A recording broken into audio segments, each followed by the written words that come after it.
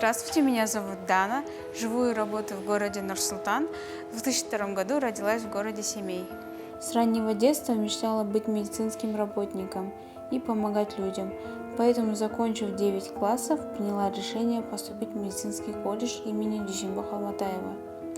Закончила обучение в 2021 году, училась 4 года. Работаю в Национальном онкологическом центре в отделении общей реанимации медицинской сестрой. Работаю достаточно недавно, с октября 2021 года. Помимо работы у меня есть хобби. Я занимаюсь спортивно-бальными танцами с 10 лет. Также на сегодняшний день у меня появилось еще одно занятие для души. Это оформление съедобных букетов. Это дело доставляет не только мне, но и моим клиентам большое удовольствие. Что я поняла за время работы, так это медицинская сестра должна быть терпеливой к людям, спокойной и убедительной. Все люди разные, а больной человек чаще всего раздражен.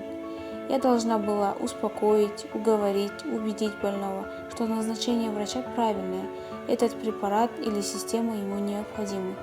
Мне нужно было рассказать и терпеливо разъяснить больному, как будет проводиться процедура и какие будут ощущения во время процедуры.